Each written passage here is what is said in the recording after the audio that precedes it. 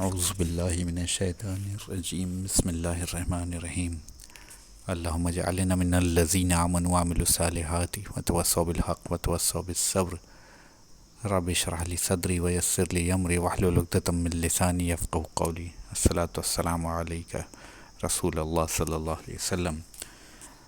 تو آج ہم لوگ سورہ اللہب کو سمجھنے کی کوشش کرتے ہیں، اور یہ سورہ اللہب جو ہے مکی سورہ ہے، اور قرآن شریف کے آخر کی 10 سورتوں میں سے ایک سورہ ہے۔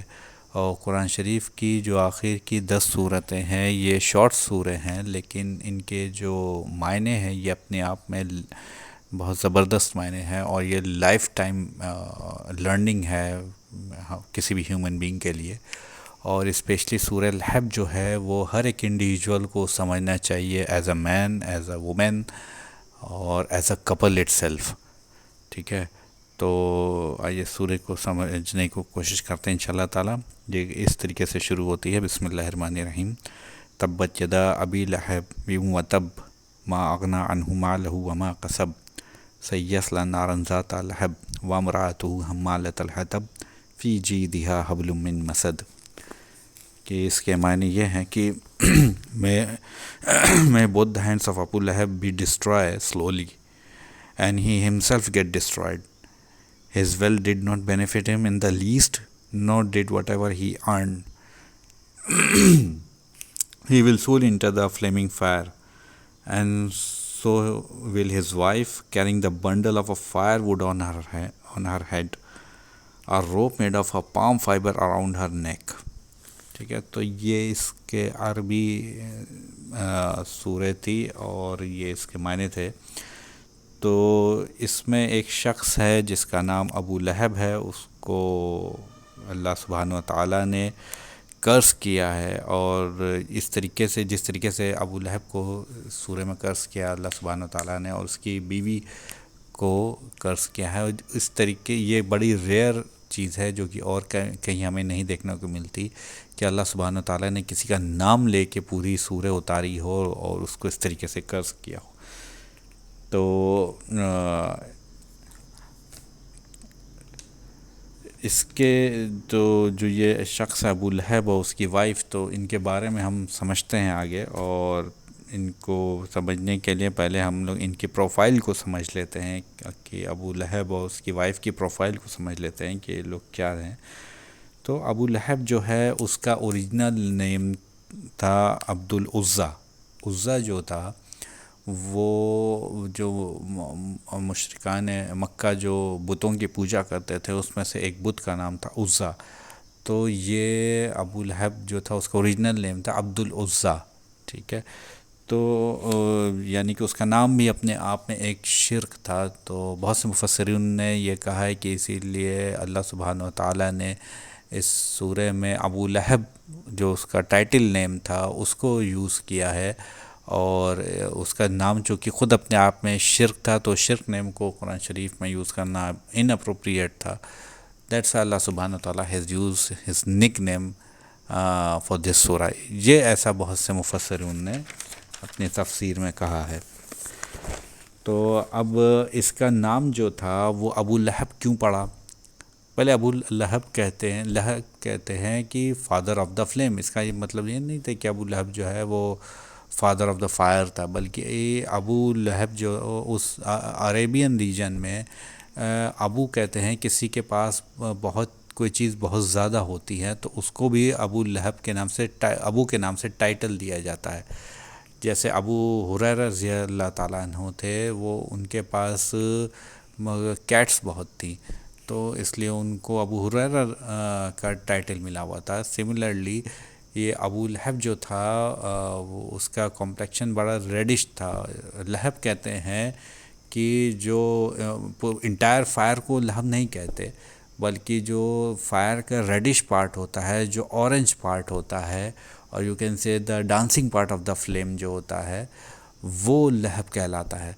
تو ابو لہب جو تھا اس کا کمپلیکشن بڑا ریڈش تھا، اس کے ہیئر جو تھے بڑے ریڈش تھے، اور یہ عربین ریجن میں بڑی ریئر کمپلیکشن ہوتا تھا اس طریقے کا، اور وہ بڑے ہی رسوخدار قسم کا آدمی تھا مکہ میں، اور سردار مکہ تھا اور کسٹوڈین آف دا کعبہ تھا. تو اس کو یہ ٹائٹل ملا ہوا تھا ابو لہب کا، اس کی پرسنالٹی کے حساب سے لوگوں نے اس کو یہ ٹائٹل دیا ہوا تھا. تو بڑا ہی گڈ لکنگ آدمی تھا، بہت ہی فیمس پرسنالٹی تھا یہ مکہ کی اس وقت میں. تو یہ ٹائٹل اس کو وہاں کے لوگوں نے اس وقت دیا ہوا تھا ابو لہب کا. ٹھیک ہے. اور فردر ابو لہب جو تھا اس کے بارے میں اگر جانیں تو یہ بنو ہاشم فیملی سے بلونگ کرتا تھا، اور جس فیملی سے رسول اللہ صلی اللہ علیہ وسلم بلونگ کرتے تھے، اور یہ رسول اللہ صلی اللہ علیہ وسلم کا ڈائریکٹ چچا تھا. ٹھیک ہے. اور یہ اس کے دو بیٹے بھی حضور صلی اللہ علیہ وسلم کی دو بیٹیوں سے بیاہے تھے، ان کی شادی ہوئی تھی. اور حضور صلی اللہ یہ نبوت سے پہلے یہ شادی ہوئی تھی، جیسا کہ تفسیروں میں آتا ہے. اور یہ حضور یہ جو ابو لہب تھا یہ نبوت سے پہلے بڑا ہی جنرس چچا ہوتا تھا. اور جب یہ حضور صلی اللہ علیہ وسلم کی پیدائش ہوئی تھی تو جو غلام لڑکی یہ بھاگتی ہوئی دوڑتی ہوئی اس کے پاس آئی تھی، اس نے کہا تھا، یہ خوشخبری دی تھی کہ آپ کو بھتیجا ہوا ہے. تو ابو لہب بڑا خوش ہوا تھا، اس نے اس غلام لڑکی کو آزاد کر دیا اور بہت سی قربانیاں کروائیں، اور جو قربانیوں کا گوشت ہے وہ تمام غریبوں میں تقسیم کروایا. تو بڑا یہ لوگوں میں تقسیم کروایا اس نے گوشت کو. تو بڑا ہی یہ جنرس چچا تھا. تو ساری کروئلٹی جو تھی یہ آفٹر نبوت اسٹارٹ ہوئی. جب حضور صلی اللہ علیہ وسلم نے اسلام کا دعویٰ پیش کیا تو وہاں سے اس کی ساری کروئلٹی اسٹارٹ ہو گئی. Even he was the first man to say wrong was to حضور صلی اللہ علیہ وسلم، کہ جب انہوں نے ایک پہاڑ پہ کھڑے ہو کے لوگوں کو مخاطب کیا اور کہا کہ اگر میں تم سے یہ کہوں کہ اس پہاڑ کے پیچھے ایک لشکر ہے جو اٹیک کرنے کے لیے ریڈی ہے تو کیا تم میرا یقین کرو گے؟ تو اس وقت اور پھر اس کے بعد انہوں نے اسلام کی دعوت دی. تو اس وقت یہ ابو لہب ہی تھا جو فرسٹ پرسن تھا کہ اس نے حضور صلی اللہ علیہ وسلم کو بہت ہی بھلا برا کہا تھا اس وقت تمام مجمع میں. ٹھیک ہے. تو یہ نبوت سے پہلے تک بڑا ہی جنرس چچا ہوا کرتا تھا، لیکن جہاں سے حضور صلی اللہ علیہ وسلم نے اسلام کی دعوت دینا شروع کری وہاں سے اس کی ساری کروئلٹی سٹارٹ ہو گئی. ٹھیک ہے. تو اچھا، نیکسٹ اس کی وائف کے بارے میں قرآن شریف میں مینشن ہوا ہے، جو کہ اس کسی نام سے مینشن نہیں کیا اللہ سبحانہ و تعالیٰ نے، بلکہ یہ کہا ہے کہ اس کی عورت یا اس کی بیوی. اس طریقے سے اللہ تعالیٰ نے اس کو انٹروڈیوس کیا ہے. اور اس کی وائف کا نام تھا عروہ، جو کہ گرینڈ ڈاٹر تھی امیہ کی. اور امیہ بھی جو تھا وہ ون آف دا لیڈر تھا مکہ کا، one of the big name تھا مکہ کا. تو جو یہ عورت تھی ابو لہب کی، یہ اپنے آپ میں بڑا پرائیڈ فیل کرتی تھی، بڑا اس کو گھمنڈ تھا کہ میں جو ہوں بڑی نوبل کلاس فیملی سے بلانگ کرتی ہوں، بڑی ہائی اسٹینڈرڈ کلاس فیملی سے بلانگ کرتی ہوں. اور میرے میکا جو تھا وہ بھی سردار مکہ کے فیملی سے تھا، اور جو میرا ہسبینڈ ہے وہ بھی کسٹوڈین آف دا کعبہ ہے. تو اس کو بڑا پرائیڈ، بہت گھمنڈ میں تھی کہ میں بڑی ہائی اسٹینڈرڈ کلاس سوسائٹی سے بلانگ کرتی ہوں. لیکن یہاں پہ ایک چیز غور کرنے والی یہ ہے کہ اللہ سبحانہ و تعالیٰ نے ابو لہب کو تو اس کے نام لے کے بتایا ہے کہ اس کے ساتھ کیا ہوگا، اور یہ بتایا ہے کہ کس طریقے سے وہ جلے گا اور اس کے ساتھ کیسے وہ برباد ہوگا. لیکن جب اس کی وائف کا ذکر کیا ہے اللہ سبحانہ و تعالیٰ نے، تو کسی نام سے اس کو انٹروڈیوس نہیں کیا، بلکہ اسٹریٹ اوے اللہ سبحانہ و تعالیٰ نے یہ بتایا ہے کہ یہ وہ وہ جہنم میں یہ عورت کیسی دکھے گی، جہنم میں یہ عورت کس طریقے سے دکھے گی. اسٹریٹ اوے اللہ سبحانہ و تعالیٰ نے اس بات کو ہائی لائٹ کیا ہے. تو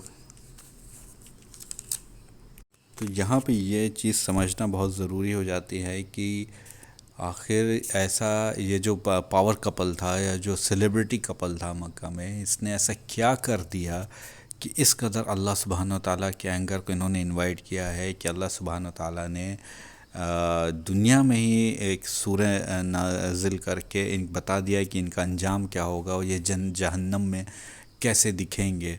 تو مطلب انہوں نے definitely they have seriously messed اپ.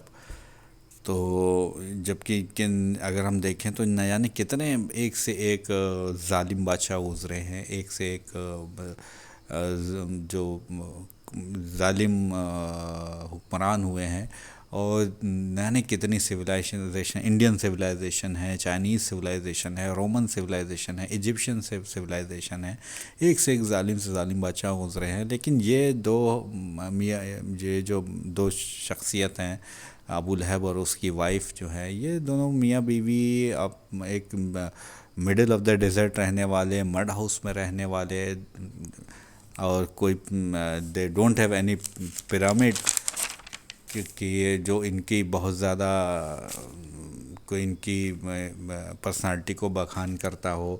ٹھیک ہے، تو آخر ایسا کیا کر دیا ان لوگوں نے کہ اس قدر اللہ سبحانہ و تعالیٰ کے اینگر کو انہوں نے انوائٹ کیا ہے، اور ان کی ایک سورہ پوری ایک سورہ نازل ہو گئی. اور اللہ سبحانہ و تعالیٰ نے، کیونکہ کسی بھی شخص کو یہ نہیں پتا کہ اس کے ساتھ آخرت میں کیا ہوگا، لیکن اللہ سبحانہ و تعالیٰ نے دنیا میں ایک سورہ اتار کے ان کو بتا دیا کہ تمہارے ساتھ کیا ہونے والا ہے، تم جہنم کی آگ میں جلو گے.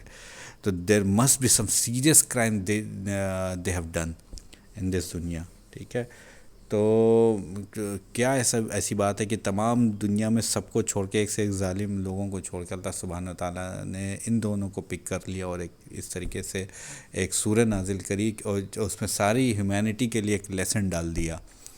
ٹھیک ہے، تو اس کو ہم لوگ سمجھتے ہیں اس بات کو کہ پہلے اس کو سمجھنے کے لیے ہمیں ایک ٹرم سمجھتے ہیں، دنیا اور عالم. اب دنیا کیا چیز ہوتی ہے اور عالم کیا چیز ہوتا ہے؟ عالم تو وہ چیز ہو گئی جہاں پہ ہم تمام سب لوگ رہتے ہیں اور آپس میں ایک دوسرے سے مطلب share a common place to live, جیسے کہ ایک ارتھ ہو گئی. ٹھیک ہے، تو یہ ایک عالم ہے ہم سب کے لیے. لیکن دنیا کیا ہوئی؟ دنیا ہر ایک کے لیے الگ الگ ہے. میری دنیا جو ہے وہ آپ کی دنیا سے مختلف ہوگی. میری دنیا وہ ہے جہاں میں، میری بیوی، میرے بچے، میں جہاں کام کرنے جاتا ہوں وہاں سے ملنے جلنے والے لوگ، میرے بزنس سے جڑے لوگ، میرے ماں باپ، اور میرے جہاں میں جاب کرتا ہوں، مطلب تمام وہ لوگ جو لوگ مجھ سے جڑے ہیں، جان پہچان کے، تمام یہ سب لوگ جو میری دنیا ہے. آپ کی دنیا وہ ہے جس میں آپ کے بیوی بچے، آپ کے ماں باپ، آپ جہاں بزنس کرنے جاتے ہیں وہاں جو لوگ ہیں، آپ جہاں جاب کرتے ہیں وہاں جو لوگ ہیں، آپ جن کے ساتھ اٹھتے بیٹھتے ہیں، وہ یہ جہاں آپ ملنے جلنے والے لوگ ہوتے ہیں، یہ آپ کی دنیا ہو گئی. تو ہر ایک شخص کی دنیا ہر ایک شخص سے الگ ہوتی ہے. ٹھیک ہے، تو اب آپ اپنی دنیا میں خود فرعون ہو سکتے ہیں کسی دوسرے شخص کے لیے. You don't need to have pyramid or such tall buildings to be a فرعون، بلکہ آپ اپنی دنیا میں اپنے ساتھ والے لوگوں کے لیے خود فرعون ہو سکتے ہیں. Why? Because this is a matter of heart. ٹھیک ہے، یہ جو بیماری ہے یہ دل کی بیماری ہے، کیونکہ کوئی ایسا شخص اور اس کی بیوی کہ جن کے دل میں اتنا پرائیڈ ہے، they have so much pride, اور جن کے جو کہ جس کو کہتے ہیں کہ تمام انسانیت میں سے اللہ سبحانہ و تعالیٰ نے ان دو کو چوز کر لیا. Why? Because his pride is so colossal that سورہ is just dedicated to him and for his wife. کیونکہ یہ سورہ جو ہے وہ اس لیے نہیں ہے کہ کسی شخص نے اپنے ہاتھوں سے کیا کمایا. This surah does not belongs to what their hand has possessed, but this surah belongs to the disease which is carried inside the heart.